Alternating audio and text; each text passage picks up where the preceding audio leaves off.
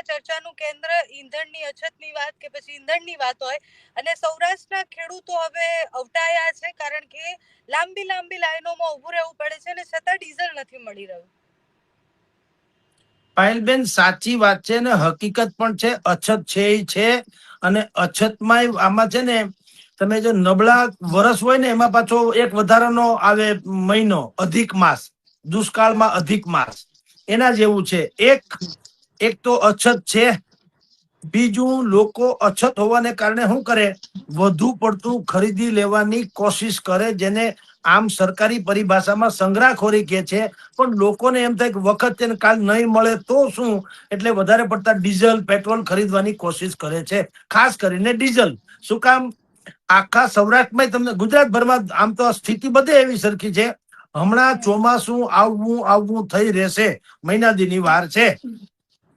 અને ઈરાન અમેરિકાનું યુદ્ધ હજી લંબાય એવી સંભાવના છે. કમસે કમ સમાધાનની વાત તો થતી નથી. ડોનાલ્ડ ટ્રમ્પ ગમે ત્યારે ગમે એમ બોલ્યા કરે છે.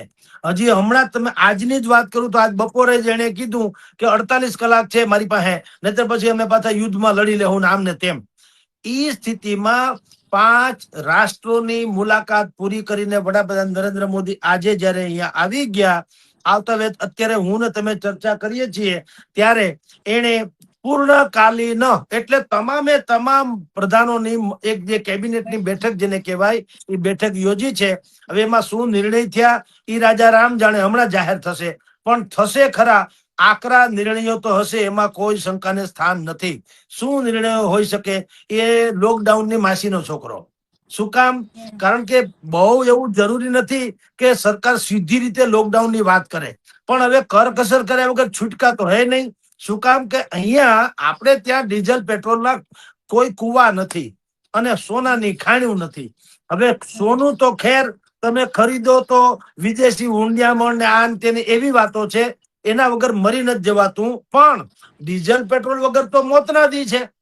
તમારી જાણ ખાતર જુનાગઢ, કચ્છ, અમરેલી, જાફરાબાદ, વેરાવળ, સુરેન્દ્રનગર આ બધા જ વિસ્તારોમાંથી આપણે જે વિગત મેળવીએ, માર્કેટિંગ યાર્ડમાં માલ જમા કરાવવા વેચવા માટે થઈને જે રીતે 5-5, 10-10 કિલોમીટર લાંબી લાઈનો લાગતી હતી, એવી રીતે અત્યારે પેટ્રોલ પંપોની સામે લાંબી લાઈનો લાગી રહી છે.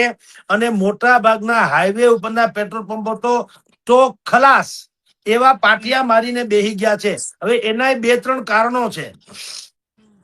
સૌથી પહેલી વાત તો ઈ છે કે હજી સુધી ગુજરાત કે કેન્દ્ર સરકારે પેટ્રોલ પંપોને એવું નથી કીધું કે તમને જે પુરવઠો મળતો તો એ પુરવઠો અમે ઓછો કરીએ, એવું ક્યાંય નિવેદન આપ્યું નથી. ઉલટાનું ભારતીય જનતા પાર્ટીના મંત્રી અને પ્રવક્તા જીતુભાઈ વાઘાણી એને તો એમ કીધું કે ગયા વર્ષની સરેરાશ જેટલું પેટ્રોલ ડીઝલ અમે બધાને આપવાના છીએ, કોઈ ચિંતા કરો માં.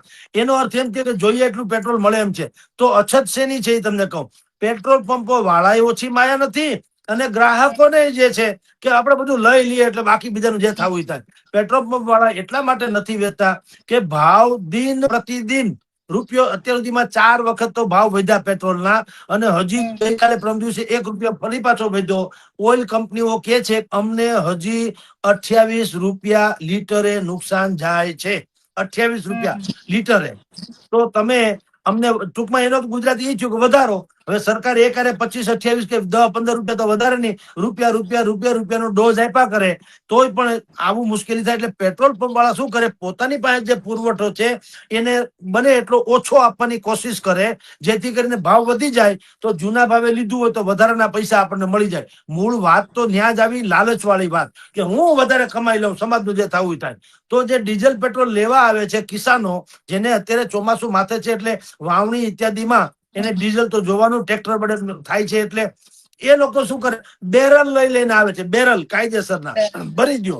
હવે જેની પાસે પૈસા છે એ બેરલ ઉપર બેરલ લઈ જાય. જેની પાસે બહુ એટલા મોટા પૈસા નથી એ લોકો શું કરે, એ તો બિચારાને યા તો મળે નહીં અને યા તો એને ડીઝલ વગર રહેવું પડે. એટલે આવી સ્થિતિને કારણે ગુજરાતના મોટા ભાગના હાઈવે ઉપરના પેટ્રોલ પંપો જે છે ત્યાં નો સ્ટોક એવા બોર્ડ લાગી ગયા છે, અથવા તો રાતે લાઈટ બાઈટ બંધ કરી દે, ખાલી કહેવાય એવી રીતે પેટ્રોલ પંપ ગણાય, પણ ત્યાં કોઈ જાતનું વેચાણ થતું નથી. હમણાં 2 દિવસ પહેલા અમે લોકો ગયા હતા એક જગ્યાએ ધાર્મિક પ્રસંગે, તો કાયદેસર અમને લોકોને કીધેલું તમને પેલા તો હું ગાડીમાંથી ઉતરો નતો એટલે એને કીધું 500 રૂપિયાનું મિનિમમ નાખી દઈએ. અમારા એક સાથે ભાઈ હતા ને કીધું. પછી અમને જોઈ ગયા એટલે કીધું ઓહો સાહેબ અમને તમે ઓળખ્યા તમારા માન ખાતર એમ કરીને અમને પૂરી ટાંકી ફૂલ કરી દીધી. નહીતર 500 રૂપિયાથી વધારેનું પેટ્રોલ નહીં મળે આવું એને કીધેલું. તો ટૂંકમાં આ સાર્વત્રિક પરિસ્થિતિ છે. મુશ્કેલી પરાકાષ્ઠા એ છે. આમનો ઉકેલ બે રીતે ઉકેલ થઈ શકે હું બીજા ભાગમાં કહું, પણ પહેલી વાત અત્યારે સરકાર શું નિર્ણય કરે એનો આધાર છે. નિર્ણય કડક હશે એમાં કોઈ શંકા નથી. જી એટલે ખેડૂતોની પરિસ્થિતિ જોઈએ. હું ખેડૂતોની જ વાત એટલે કરું છું કારણ કે સૌથી વધારે અત્યારે પરેશાન થતા અને વિડીયોઝ ખેડૂતના સૌરાષ્ટ્રના ખૂબ આવી રહ્યા છે. ચોમાસાના સિઝનની શરૂઆત થાય એની પહેલા એમને ડીઝલની જરૂર પડે. ઉનાળો હવે પતું છે તો ખેડૂતો એવું કહી રહ્યા છે કે અમારે તો લાઈનમાં જ ઊભું રહેવાનું. ખાતરની લાઈન હોય તો અમારે ઊભું રહેવાનું, નોટબંધીમાં અમારે ઊભું રહેવાનું, વેચવા માટે અમારે ઊભું રહેવાનું, ને હવે છેલ્લે બાકી હતું તો ડીઝલની લાઈનમાં ઊભું રહેવાનું. આખી રાત ખેડૂતો લાઈનમાં ઉભા રહ્યા છે સૌરાષ્ટ્રના. તો પાયલબેન એ હકીકત છે, પણ આમાં એવું છે આમાં છૂટકો નથી. પેટ્રોલ ડીઝલ ક્યાં ભારતમાં છે? એ તો પરદેશથી જ લાવવું પડે. આપણી ને તમારી આવક ઘટી જાય, નોકરી હોય જાય તો કરકસર સિવાય બીજો વિકલ્પ શું મને કયો? ક્યાંય લોટરી તો લાગવાની નથી. તો ખેડૂતોને બધા હેરાન છે, તમે સમજો. એટલે માની લો ખેડૂતોને જ ઉપયોગી છે, બીજા બધા હું હરવા ફરવા ડીઝલ પેટ્રોલ લે છે એવું તો છે નહીં. કોકને હોસ્પિટલે જવું હોય, કોકને નોકરીએ જવું હોય, કોકને બીજી કઈ કામમાં, દરેક માણસને જરૂરિયાત પ્રમાણે જ લેતા હોય. હરવા ફરવાની જુદી ઘટના છે. પણ 100% ખેડૂતોને વધુ નુકસાન છે, કારણ કે એને બિચારાને એક તો આ ચોમાસું પાક જે લેતા હોય, દેશનો મોટા ભાગનો કિસાન જે છે આજની તારીખે પણ કુદરતી પાક માટે થઈને અત્યારે પણ હજી પણ એ લોકો મજબૂર છે. ચોમાસાનો પાક લઈ શકે, બધાને પાણી કે પિયતની વ્યવસ્થા હોતી નથી. હવે આ જો વર્ષમાં એને ડીઝલના કારણે પણ કઈ મુશ્કેલી પડે તો એનું આખું વર્ષ પાછું સત્યાનાશ થઈ જાય બિચારાનું. એટલે સરકારે કઈક વ્યવસ્થા બે રીતે કરી શકાય બેન, તમને કહું છું. જેમાં એક તો સસ્તું કરવું હોય તો જે એક્સાઇઝ ડ્યુટી ચૂંટણી ટાણે ઘણી વખત તમને ખબર છે ને, કેન્દ્ર સરકારે ડ્યુટી ઘટાડી દે, એક્સાઇઝ ડ્યુટી. એક જમાનામાં પેટ્રોલ ડીઝલ, આની પહેલાની 2-3-5 વર્ષ પહેલાની ચૂંટણી હતી તો પેટ્રોલ અને ડીઝલ ઉપર 10-10 રૂપિયા એક્સાઇઝ ડ્યુટી હતી. એ 10 માંથી ઘટાડીને 3 રૂપિયા પેટ્રોલ ઉપર કરેલી અને ડીઝલ ઉપર શૂન્ય કરી નાખેલી. એટલે ડીઝલ ને એક્સાઇઝ ફ્રી કરી નાખેલી. એટલે પ્રજાને સસ્તું ડીઝલ ને પેટ્રોલ મળ્યું હતું. પણ એમાં પ્રોબ્લેમ શું હતો? પુરવઠો જોઈએ એટલો મળતો હતો ત્યારે. એટલે ખાલી પૈસાનો જ પ્રોબ્લેમ હતો તો પૈસા સરકાર ઇધર ઉધર કરી લીધી. આ વખતે પ્રોબ્લેમ શું છે કે પેલા પુરવઠાનો ડખો છે. તમે સસ્તું કદાચ કરી બી દો તો પુરવઠો નથી તો કરવું શું? અને બધાને લાવ થઈ રહ્યું છે. બધાને સંગ્રહખોરી કરી લીધી. કોરોના કાળ પેલું વેક્સિન હતું, નતા બધા ઇન્જેક્શન મંડ્યાતા લેવા 5,000 નું 50,000 રૂપિયા આપીને, પણ મને બતાવી લ્યો. એ તો સ્વાભાવિક છે, એ કઈ અપરાધ નથી. દરેકને એમ જ હોય કે મારી જમીન બચી જાય, મને ડીઝલ જોઈએ એટલું મળી જાય તો હું મારી ખેતી કરી શકું, એવું કોને ન હોય. એટલે અત્યારે એક પરિસ્થિતિ આ એક્સાઇઝ ડ્યુટી ઘટાડવાવાળી પ્રોબ્લેમ છે કે પેટ્રોલ નો વ્યવસ્થા નથી. હવે બીજું શું થાય છે, હોર્મુઝ સ્ટ્રીટ એટલે કે ઈરાન થી આવનારા જહાજો જો રોકાઈ જાય, હજી તો હમણાં જ મેં બ્રેકિંગ ન્યૂઝ જોયા છે, ડોનાલ્ડ ટ્રમ્પે 48 કલાકની વોર્નિંગ આપી છે. એનો અર્થ એમ છે કે હજી વાતાવરણ ડખે ચડે એવી સંભાવના છે, એમાં કોઈ સંશય નથી. તો શું થાય? હોર્મુઝ સ્ટ્રીટ છે, ન્યાય પણ અમેરિકાએ નિયંત્રણ કરવાની કોશિશ કરે છે. અને હવે ભારત સિવાયના જેટલા લોકો જહાજો છે એ જહાજોને ન નીકળે દે તો પેટ્રોલની ક્રાઇસિસ તો થવાની. તો સરકારે ઓલ્ટરનેટ બીજી વ્યવસ્થા વિચારવી પડે. અને બીજી વ્યવસ્થા શું વિચારવી પડે? આપણે એના સિવાય એટલે કે ઈરાન સિવાય જ્યાંથી પણ પેટ્રોલ મળે એ પેટ્રોલ આપણે લેવાની કોશિશ કરવી જોઈએ. આપણે રશિયા, વેનેઝુએલા, બ્રાઝિલ અને ઇન્ક્લુડિંગ અમેરિકા પાસે મોટો ભંડાર તો છે. હવે આપણી ડિપ્લોમેટિક વાત કરીને ત્યાંથી લેવું પડે. ફેર શું પડે? મોંઘા પડે. હવે એક વાત ઈ થાય, મોંઘું પડે. હોર્મુઝ સ્ટ્રીટમાં સસ્તું પડે તો મોંઘું પણ મળવું તો પડે. તો હવે આપણે પાયલબેન એમ કરીએ કે ભાઈ મોંઘું મળે તો આ લોકોને પોસાય કેમ? ના, સરકારે એક વ્યવસ્થા કરવી જોઈએ બેન. શું કરવી જોઈએ તમને કહું. એક્સાઇઝ ડ્યુટી ઘટાડવાવાળી વાત છે તો આપણે આમ તો નુકસાન દેશને જ છે. એટલે આલિયાની ટોપી માલિયા માથે તો આલિયા ઉગાડા માથે, એ બહુ વિકલ્પ સારો નથી. સારો વિકલ્પ શું છે તમને કહું બેન, સંભવતઃ આવું કરવું જોઈએ કે આપણે દેશની જે ટોપ મોસ્ટ કંપનીઓ જે છે નફાદાર, એ લોકોને કયો, જે રીતે નરેન્દ્ર મોદીએ ઉજ્જવલા યોજનામાં શું કીધું કે જે સુખી સંપન્ન લોકો જેને કીધું ને ભાઈ તમે રાંધણ ગેસના બાટલા વધારાના હોય તો અમને આપી દો, ગરીબ માણસને આપી દઈએ અમે. તમારે તો પાઇપલાઇન થી ગેસ આવી ગયો છે તો કે હા, તો બાટલા આપી દો ભાઈ સાહેબ, એવી વિનંતી કરી. જે રીતે લાલ બહાદુર શાસ્ત્રીએ 1960-62માં પાકિસ્તાન સામે યુદ્ધ બંધ કરવા અમેરિકાએ ધમકી આપી કે યુદ્ધ બંધ કરી દો નહીતર અમે તમને ચોખા નહીં આપીએ. લાલ બહાદુર શાસ્ત્રીએ શું કીધું? આખા દેશને આહવાન કર્યું કે ભાઈ આ અમેરિકાની ધમકીને આપણે વશ નથી થવાનું. એવું ચોખા ન આપે કે અનાજ ના આપે, ગોળ્યું એક ટંક ભૂખા રહેજો પણ આપણે આપણું માથું ઉન્નત રાખીશું અને લડી લેવું, એમ એને આહવાન કરેલું. અને એવી રીતે હું કઉ છું, નરેન્દ્ર મોદી સરકારે જે દેશની બહુ જ મલાઈદાર કંપનીઓ કઉ છું, ભયાનક નફાવાળી કંપનીઓ કઉ છું, એ કંપનીઓને કેવું જોઈએ કે ભાઈ તમે દેશના ગરીબ નાગરિકો અથવા તો જરૂરિયાતમંદ નાગરિકો માટે તમારો ખાલી નફો, બીજું કઈ નહીં, નફો, 1 વર્ષનો નફો દેશને સમર્પિત કરો. મારી દ્રષ્ટિએ તો આમાં કોઈ વાંધો હોઈ શકે નહીં, કારણ કે કાન ખજૂરાનો એક ટાંગો તૂટી જાય તો લંગડો ન હાલે. હવે હું તમને 10 એવી કંપનીઓના નામ અને નફાની રકમ જણાવું કે એના ઉપરથી ખ્યાલ આવે કે શું કરી શકાય ને દેશ શું થઈ શકે. હું બેન આપને કહું, આપણા દેશમાં ટોપ 10માં એક છે રિલાયન્સ કંપની. સૌથી પહેલી વાત તો એ રિલાયન્સ કંપની, જે પેટ્રોકેમિકલ્સ ની એશિયાની સૌથી મોટી છે. હવે ઈ ખોદે તો દરિયામાંથી જ છે, જામનગરના. હવે દરિયો તો કઈ મુકેશભાઈ નો છે નહીં, દરિયો તો ગુજરાતનો છે ને. તો ગુજરાતનો દરિયો છે એ કેટલી ખપલાક છે, એનો વાર્ષિક 81,300 કરોડ રૂપિયાનો નફો છે. નફો ખાલી, હા, બીજું ટર્નઓવર નહીં, ખાલી નફો. SBI, state bank of India, એનો નફો છે 67,000 થી 80,000 કરોડ. પછી એચડીએફસી, એનો નફો છે 73,400 કરોડ. આઈસીઆઈસીઆઈ બેંક, એનો નફો છે 45,000 કરોડ. પછી ટાટા કન્સલ્ટન્સી, એનો નફો છે 48,000 કરોડ. ઓએનજીસી, એનો નફો છે 55,000 કરોડ. એલઆઈસી, એનો નફો છે 40,000 કરોડ. ઇન્ડિયન ઓઇલ, જેની સૌથી મોટો ડકો છે ઇન્ડિયન ઓઇલ સરકારી જે છે, એનો વાર્ષિક નફો 43,000 કરોડ. કોલ ઇન્ડિયા, એનો 35,000 કરોડ. અને ભારતી એરટેલ, એનો 37,000 કરોડ. હવે તમે વિચાર કરો, આ કઈ જેવી તેવી રકમ છે. અને એક વખત તમે આવી 10-50 કંપની, આ તો મેં 10 ને નામ આપ્યા, હજી તો એવી અનેકો છે. તો એ કંપનીઓને કહો તમે 1 વર્ષનો નફો ખાલી દેશને સમર્પિત કરો, તો કંપનીઓએ પોતે જ ખાલી કરકસર કરવાની રહે તો કઈ મરી ન જાય.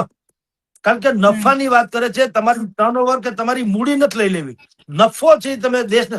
તો મારી દ્રષ્ટિએ, કારણ કે મોંઘું પેટ્રોલ આપણને રશિયા, વેનેઝુએલા, બ્રાઝિલ કે અમેરિકાથી મળી શકે એમ તો છે.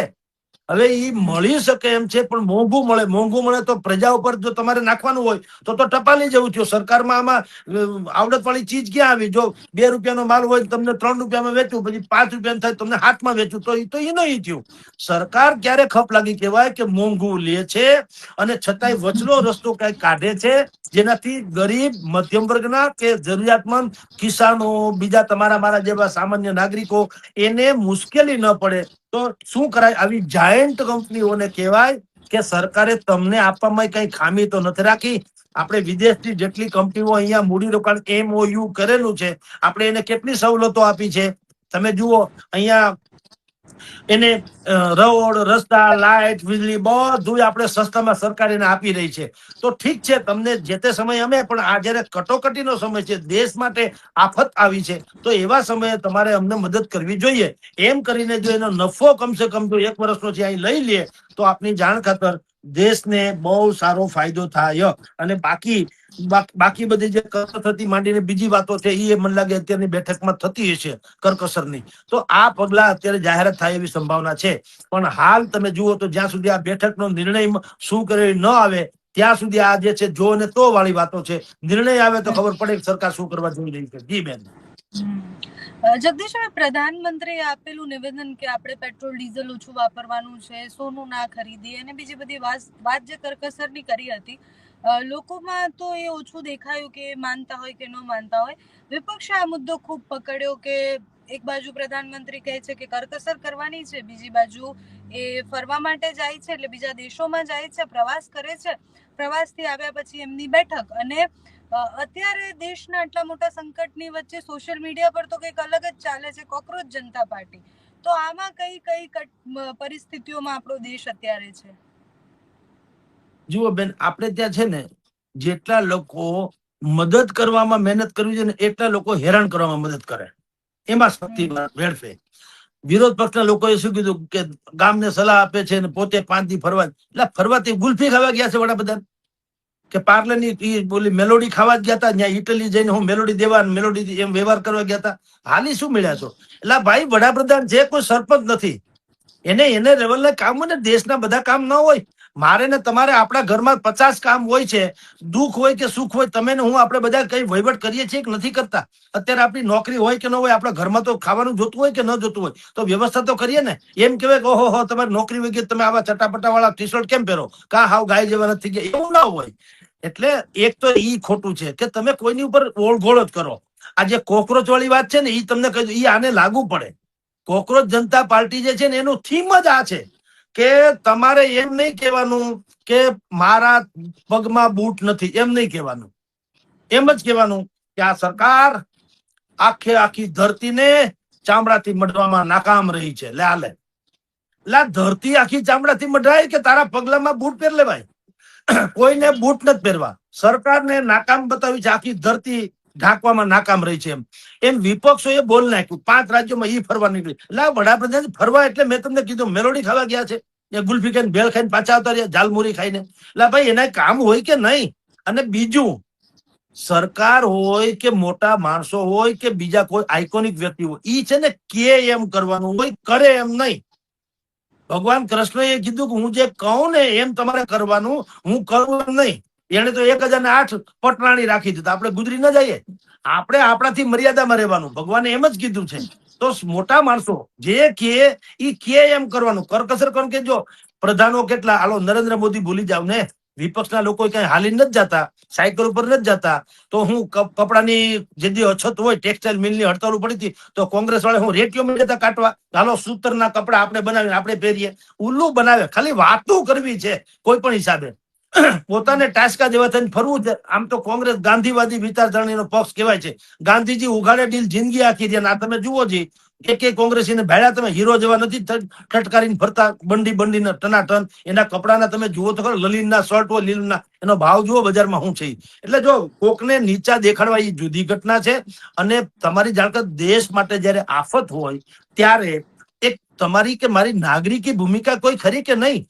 વડાપ્રધાને કીધું તો પ્રધાન નરેન્દ્ર મોદી છોડો, બધા થઈને પ્રધાનનું ઝુમખું તમામ રાજ્યોમાં જેટલા મંત્રીઓ ધારાસભ્યો બધા થઈને 10,000 છે. માન લ્યો, હાલો 2 ઘડી માન લ્યો 10,000 લોકો એવા છે જે ફાટા ફરે છે. 2 ઘડી માન લ્યો, ભલે ફરતા, પણ 140 કરોડ નો દેશ છે.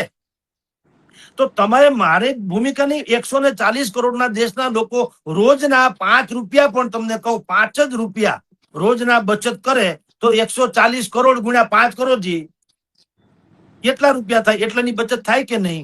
એટલે સવાલ એ છે. અને બીજું કે પ્રધાનની ઉપર ટીકા કરવાથી નહીં. તમે જો નરેન્દ્ર મોદી કઈ પેટ્રોલ પંપની લાઈનમાં ઉભા છે, અત્યારે વાત કોની છે? ખેડૂતની આવી ને, તમે મને વાત કરી કે આખા સૌરાષ્ટ્ર ગુજરાતમાં પેટ્રોલ પંપની લાઈનમાં કોણ ઉભા? ખેડૂતો. નરેન્દ્ર મોદી તો ઉભા નથી, તો પ્લેનમાં હરસન ફરે છે. એને જે વિનંતી કરી શું છે કે ભાઈ તમે કરકસર કરો. તમે એટલે 140 કરોડ કે ભાઈ બિનજરૂરી. મારે ધારો કે અત્યારે રેસકોર્સમાં ગોલા ખાવા જવું, હવે ગોલા ખાવા ન જતું કઈ મરી ન જાવ, તો મારે એવી વ્યવસ્થા ઓછી કરવી જોઈએ. કોક હરવા ફરવા જાય, કોક અમસ્ત મજા રાતના લટાર મારવા નીકળે, પાન ખાવા જાય, તો આપણે તમે જાણો છો રાજકોટમાં તમે જાણો કોઈ હાલતું નથી. ડોક્ટર કે તો જ હાલે, બાકી હાલવાની તો માં જ મરી ગઈ. અંદાજ ટેસડા જ કરે છે, 2 પડ્યા કે 4 પડ્યા. તો એ બધા જે લેલા લેર કરે છે એને આ લોકો કહે છે ભાઈ તમે થોડું પેટ્રોલ ઓછું વાપરશો તો જરૂરિયાતમંદ હશે એને મળી જશે. પણ કોકરોચ પાર્ટીની જેમ નહીં. કોકરોચ તમે કહો સોશિયલ મીડિયામાં હોહાપો મચી ગઈ, કોકરોચ પાર્ટી છે જ આવું. એ કોકરોચ જનતા પાર્ટી વાળા જે ભાઈ છે, આમ આદમી પાર્ટીનો મેઇન માણસ હતા એ ભાઈ અભિજીત દીપકે, એ આમ આદમી પાર્ટીના ભૂતકાળમાં સોશિયલ મીડિયાના એક્ટિવ સદસ્ય રહી ચુકેલા છે 2020 થી 22 સુધીમાં. અત્યારે એ અમેરિકાની ન્યા છે, બોસ્ટન યુનિવર્સિટીમાં ભણે છે. હા, અને ન્યા એને ડિગ્રી, સાયન્સ ડિગ્રી લીધી છે એને પબ્લિક રિલેશનની. ટૂંકમાં કોકરોચ ઇન ધ સેન્સ કોકની ખામી જ કાઢવી. અને એને ઈ કોકરોચ ઇન્ડિયા ભારતીય જનતા પાર્ટીનું વર્ઝન, હાસ્યાસ્પદ વર્ઝન એને કાઢ્યું, કોકરોચ જનતા પાર્ટી. એટલે જેટલા પણ લોકો આ ટાઈપના છે, મોદી વિરોધી, ભાજપ વિરોધી, એ બધા જે લોકો છે એમાં મંડ્યા જોન થવા કે ભાઈ અમને એમાં સામેલ કરો, અમને બહુ ગમ્યું છે. આમ એમાં બધી કીર્તિ આઝાદ થી માંડીને ઓલા મહિલા મહોત્સવ થી માંડીને તૃણમૂલ કોંગ્રેસના આ બધા લોકો એમાં જોઈન્ટ થયા કે ભાઈ અમે એમાં જોઈન્ટ છે. એનો અર્થ એ નથી કે એને કીધું એ જ ઉકેલ છે. અત્યારે બધા ચર્ચા શું ચાલી છે કે શું જેનજી નેપાળમાં અને બાંગ્લાદેશમાં થયું એવું ભારતમાં થઈ શકે ખરું? આને કારણે કોકરોચને કારણે બધા એમ કે છે. તો મહુવા મોઇત્રા અને કીર્તિ આઝાદ ને તમે જુઓ અનુરાગ કશ્યપ ને ઈશા ગુપ્તા ને આવા લોકો જે અમસ્તા તમે સીધી રીતે જુઓ તો ભારતીય જનતા પાર્ટી અથવા નરેન્દ્ર મોદીના વિરોધી છે. એ લોકોએ આમાં જોઈન્ટ થવાની કોશિશ કરી અને રાજાની કુંવરીની જેમ એ લોકોની સંખ્યા જે છે વ્યુઅર્સની રાતે ન વધે એટલે દિવસે એટલે રાતે વધી રહી છે. પણ આ બધો જુવાળ છે બેન. સાંભળો, એનો અર્થ એમ નથી કે ભારતમાં એવી ક્રાંતિ સંભવ છે, કારણ કે ભારતમાં કોકરોચ જેવા જેનજી નથી, બુદ્ધિશાળી જેનજી છે.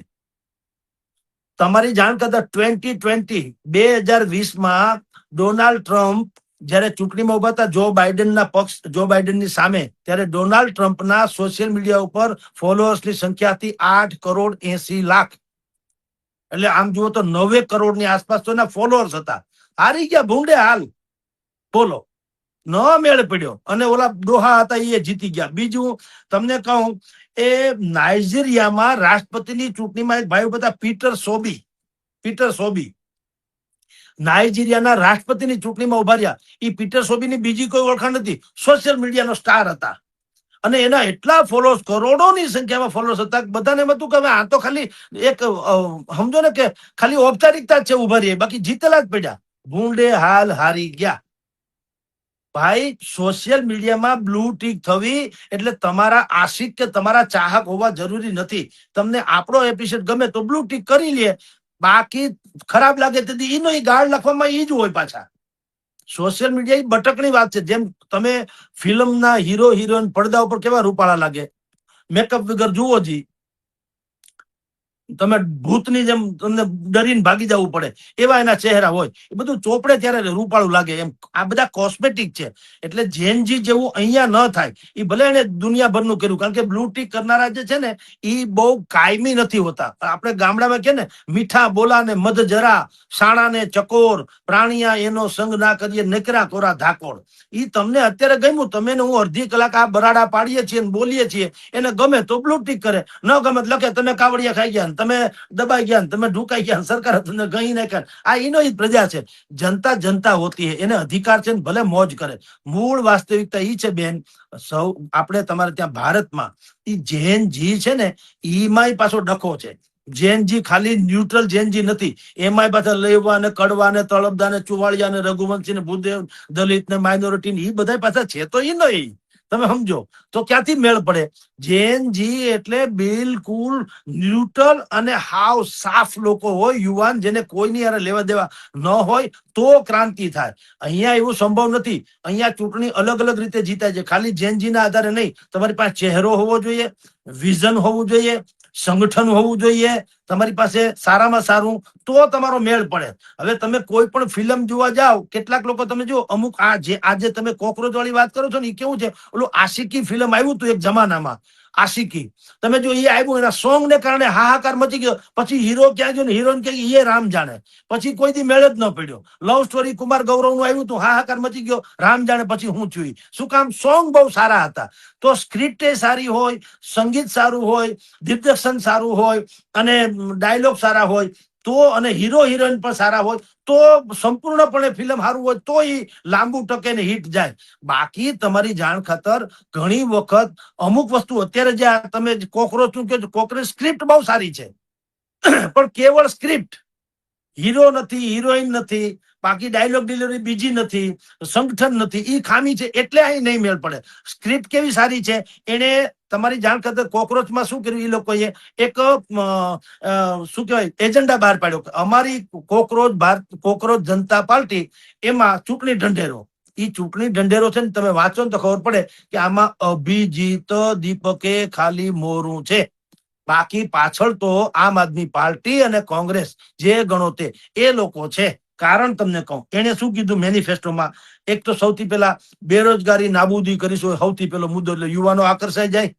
પહેલો મુદ્દો આ. બીજો મુદ્દો એને કીધો સરકારી પરીક્ષામાં ધાંધલી જે છે થવા નહીં દે. હમણાં ઓલું નીટ નું પેપર લીક થયું એટલે એક તો એ મોકાએ વારદાત છે. આપણે ગામડામાં એક કહેવત છે કે ચા તળાનો અને ઘા નળાનો. એ કોઈ દી ખામી ના આવે. એક વખત તળાનો ચા એટલે ચા હાવ તળિયે જે હોય ને એ ઘાટો રગડા જેવો રબડી જેવો ચા થઈ જાય. ચા તળાનો ને ઘા નળાનો. નળામાં તમે એક ફટકારો ને કોક ને બઠો પડી જાય, પછી હાલી ચાલી હકે નહીં. એટલે ચા તળાનો ને ઘા નળાનો. એની જેમ આ લોકોએ મોકાએ વારદાત. એક તો નીટની પેપર લીક થયું હતું, લોકો 23 લાખ છાત્રોમાં હાહાકાર હતો, કરવું શું એવી મુશ્કેલ. એમાં 15મી મેએ ચીફ જસ્ટિસ ઓફ ઇન્ડિયા સૂર્યકાંતભાઈ બોલી ગયા કે અમુક લોકો કોકરોચ જેવા સ્વભાવના હોય છે. હવે એમાંય ડખો છે. એને વાત કરી હતી બોગસ ડિગ્રીધારી વકીલોની. બોગસ ડિગ્રીધારી, સારાય નહીં. એની એક અરજી આવી હતી. ત્યાં સંજય દુબે નામના એક માણસે અરજી કરેલી કે અમને વકીલોને ઉચ્ચ હોદ્દા આપો. તો ભાઈ સીજીઆઈ સૂર્યકાંતે કીધું કે ભાઈ તમે જેની દલીલ કરવા આવ્યા છો ને એમાંના મોટા ભાગના બોગસ ડિગ્રીધારી છે, અને એને સીબીઆઈ ની તપાસે માંગી છે કે આ બધાની નક્કી કરો કોણ સાચા ને કોણ ખોટા. હવે એ સંજોગોમાં એને અરજી કરતા એટલે કે દલીલ કરતા એમ કીધું કે આ લોકોની પાસે કઈ કામ નથી, બોગસ ડિગ્રીધારી બનીને વકીલે થઈ ગયા છે, તો ડિગ્રીધારી થઈ ગયા. પછી એ લોકો અમુક લોકો શું કરે, અમુક લોકો મીડિયામાં વયા જાય, અમુક લોકો સોશિયલ મીડિયામાં વયા જાય, અમુક લોકો આરટીઆઈ એક્ટિવિસ્ટ બને, અને અમુક લોકો વકીલ બની જાય. એને કાંઈ ધંધો નહીં. સામે વાળાનો જ વાંક છે. આપણે હોળે હરાવેલા છીએ, ગામનો જ વાંક છે એવું કહેવાનું. એટલે એને કોકરો શબ્દ એના માટે વાપરેલો. પણ અભિજીત દીપકે નામનો માણસ જે 30 વર્ષીય છે, આમ આદમી પાર્ટીનો સક્રિય કાર્યકર હતો, એને આમાં ઉપાડી લીધું. અત્યારે મેં તમને કીધું મિત્રો ત્યાં બોસ્ટન યુનિવર્સિટીમાં અમેરિકામાં ભણે છે ને હમણાં પાછા આવવાના. એને સોશિયલ મીડિયા ઉપર કોકરોચ જનતા પાર્ટી કરી નાખી. એટલે અત્યારે એન્ટી એસ્ટાબ્લિશમેન્ટ જેવી વાતો છે, અને એને જે આ ફોલોઅર્સ વધવા માંડ્યા, આપણે બધા એમ માનવા માંડી ઓહો આખું ભારત ઓળગળ થયું. એવું નથી બેન, પાયલબેન સમજવું જોઈએ. સોશિયલ મીડિયામાં જે લોકો તમારા મારા ફોલોઅર્સ થાય છે ને, એમાં તમારી જાણ કરતા તમે ગૂગલમાં સર્ચ કરો તો ખબર પડે. ભારતમાં 140 કરોડ લોકો છે, અને 160 કરોડ જેટલા મોબાઈલ છે. માણસ કરતા મોબાઈલ વધુ છે. હવે એમાં શું થાય છે, મોબાઈલ એડિક્ટ એટલે એને વ્યસન થઈ ગયું એવા લોકોની સંખ્યા જે છે, એ સંખ્યામાં તમે ઉંમર જુઓ, 12 વર્ષ કે 14 વર્ષથી માંડીને 17 વર્ષ સુધી કે 16 વર્ષ સુધીના તરુણો જેને કહેવાય, એ તરુણો મોટા ભાગે છે જે મોબાઈલમાં પડ્યા છે. બગીચામાં ફરવા જાય તોય પાછા મોબાઈલમાં જ માથું ઘાલીને બેઠા હોય. ફરવા જાય બગીચામાં, ઓલા મચ્છર જેવું છે, એ બેસે ગાયના આંચળ ઉપર, પીવે લોહી, દૂધ ના પીવે. એનો સ્વભાવ થઈ ગયો હોય લોહી પીવાનો. એ ગાયના આંચળ ઉપર હોય તો લોહી પીવે. એની જેમ આ બાળકોને એવા મોબાઈલમાં એડિક્ટ થઈ ગયા છે. હવે તો એ બહુ મોટી સમસ્યા તરીકે ચાલે છે ને. ચારેક મોટિવેશન સ્પીકર શું કે છે, તમારા છોકરાને સંતાનોને તમે મોબાઈલથી દૂર રાખો. તો એનો અર્થ એમ છે કે 12 થી 16 વર્ષની વયના લાખો કરોડો લોકો જે છે એ મોબાઈલ એડિક્ટ છે. એટલે એને બ્લૂટિક કરી હોય, સમજણ તો હોય. 16 વર્ષનો છોકરો મૂર્ખ ન હોય, એને સમજે એટલે એને ટીક કરી હોય. બીજું, આ વર્લ્ડ વાઇડ છે, આખા દુનિયામાં બધા જોઈ શકે. મારી તમારી આ ડિબેટ છે એ અમેરિકામાં જોવા ધારે તો લોકો જોઈ શકે, ન ગમે તો પાડોશી ન જુએ, પણ જોવા ધારે તો અમેરિકા વાળા જોઈ શકે. તો એનો અર્થ એમ છે કે જો એને ગમે તો એ બ્લૂટિક કરે. એટલે આ બ્લૂટિક જે કરોડોની સંખ્યામાં થઈ ગઈ, ઓહો ભાજપની સંખ્યા છે એના કરતા 2-5 દીમાં તો વટી ગયા, એટલે કઈ ક્રાંતિ નથી સર્જી દીધી. એનો અર્થ એમ છે કે દુનિયાભરમાંથી જેને મતાધિકાર જ નથી, 12 થી 16 વર્ષનો મતાધિકાર હોય નહીં, મતાધિકાર 18 વર્ષ પછી મળે. પછી વિશ્વભરમાંથી લોકોએ ઠીક કરી હોય તો એ ક્યાંય મત આપવાના છે? ભારતીય નાગરિક તો હોવા જોઈએ ને, અથવા તો મત આપવા આવવા જોઈએ ને. એટલે તમને કહું કે ભારતમાં એ સંભવ નથી. કોકરોચ જનતા પાર્ટી જેએનજી વાળું નેપાળ બાંગ્લાદેશમાંથી એ ભારતમાં સંભવ નથી. કારણ કે ભારતમાં બાકી બધું જોવામાં આવે. તમે કોઈ પણ માણસ, આપણે મૂર્તિઓ જોવા જાય તો એની લાયકાતમાં એમ હોય કે તમારી લાયકાત શું છે, કોઈ એમ કે ઉંમર લાયક છે એવું હાલે. બીજું જોઈએ ને, ભણ્યા ગણ્યા, પૈસા પૈસા, આબરૂ પ્રતિષ્ઠા, ખાલી ઉંમર એ કઈ લાયકાત કહેવાય? એની જેમ અહીંયા ચૂંટણીમાં પણ એવું છે કે તમારી પાસે સારો નેતા છે, પહેલી વાત તો ઈ. બીજી વાત, સારા ઓરેટર્સ છે. ત્રીજી વાત, તમારી પાસે વિઝન છે. ચોથી વાત, તમારી પાર્ટીમાં શિસ્ત નામની કોઈ ચીજ છે. પાંચમી વાત, તમારા નેટવર્ક તમારું છે, ગામડા સુધી નેટવર્ક છે ખરું, તો તમે જીતો. પછી આવે બધું કાસ્ટ વાઇઝ ને ફલાણું ની બધું પછી આવે. પણ આટલા જે ફંડામેન્ટલ છે એ છે. તો આ જે ભાઈ તમે જો અભિજીત દીપકે જે કહું છું, અભિજીત દીપકે જેને આ કોકરોચ જનતા પાર્ટી બનાવી છે, એને પૂછો કે તમને કોઈ ઓળખે છે બીજા? સોશિયલ મીડિયા જવા દો, અહીંયા આવો લ્યો ગોંડલમાં, રાજકોટમાં, જાફરાબાદ, જુનાગઢ, ઉના કે અભિજીત દીપકે હું બોલું, કોઈ બરાબર કોઈને ખબર હોય તો તમારી જાણ ખાતર જે કેટલાક સ્ટેટિસ્ટિક એટલે આંકડા શાસ્ત્રીઓ, રણનીતિકારો જેને કહેવાય છે, યોગેન્દ્ર યાદવ કયો કે ઓલા પીકે સાહેબ કયો, તો એ બધા અત્યારે શું છે, જો પીકે સાહેબ નું હમણાં જ આવ્યું કે હવે એ સંન્યાસ લેવાની આરે આવ્યા છે. બોલો, જે રણનીતિકાર હતા, મોદી થી માંડીને માયાવતી સુધીના રણનીતિકાર રહી ચુક્યા, બિહારમાં પણ રહી ચુક્યા ભાઈના નીતિશ કુમારના, કે ચૂંટણી કઈ રીતે જીતી શકાય, ઈ જે લોકો એના જે માસ્ટર માઇન્ડ ગણાય, પ્રશાંત કિશોર પીકે, એટલે ઈ પ્રશાંત કિશોરે જો હમણાં 2 મિનિટ પહેલા મેં ટીવીમાં જોયું કે હવે સંન્યાસ લેવાની વાત કરે છે. કા ભાઈ, તમે નથી જીતી શકતા? એટલે પીટી શિક્ષક હોય ને, એ સારો ખેલાડી તૈયાર કરી શકે, પોતે સ્પર્ધા ન જીતી શકે. શિક્ષક સારો કલેક્ટર બનાવી શકે, પોતે કલેક્ટર ન બની જાય. એમ આ બધા જે છે કોકરોચ જનતા પાર્ટી, એ ગિમિક્સ માટે બરાબર છે, ઓહો હાહાકાર બધું બરાબર છે, પણ સત્વ વગરનું વાત કરે તો એનો મેળ પડે નહીં. અમારે ઉપલેટાના એક બહુ સારા કવિરાજ છે, લોક સાહિત્યકાર છે, દેવરાજદાન ગઢવી, ઉપલેટાના દેવરાજદાન ગઢવી, એને જે એક પંક્તિ કરીને આ કોકરોચ જનતા પાર્ટીના તથાકથિત સ્થાપકોને લાગુ પડે કે એમ તમારો મેળ નહીં પડે. એને શું કીધું કે મંદિર ભલે હોય ઘણું મોટું, પણ ધજા વગર ધડો નહીં.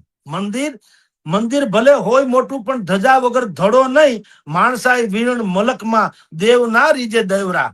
માણસાઈ વગર આ મલકમાં દેવ પણ રીજે નહીં. મંદિર ગમે એવડું મોટું હોય, ધજાઈ જોઈએ ને. એમ તમે કોકરોચ જનતા પાર્ટી સોશિયલ મીડિયામાં કરોડો તમારા ફોલોઅર્સ હોય, પણ તમે આગળ એ લોકોને કયો કે ભાઈ મારે જુનાગઢમાં કે અમદાવાદમાં રેલી કરવી છે, આવો 8 કરોડ લોકો ભેગા થાવ, હરાબર 80 પણ આવે તો. એટલે તમને કહું છું કે જે લોકો હવારથી મંડાણા, મેં તો દુનિયાભરમાં ચર્ચા કરી છે, બધી ચેનલોમાં મોટા ભાગે આ જ વાત આવી છે કે ભાઈ આ બધાને ફોલોઅર્સ મંડ્યા, બધા ફોલોઅર્સ, આ ફોલોઅર્સ બધા છે ને, એ બધા કેવા ઝાકળ જેવું હોય. એ ઝાકળ છે ને, એનાથી કઈ ઘૂંટડા પાણીના ભરાય નહીં. એ તાજું તાજું લાગે, તરસ ન छिपाવી શકે.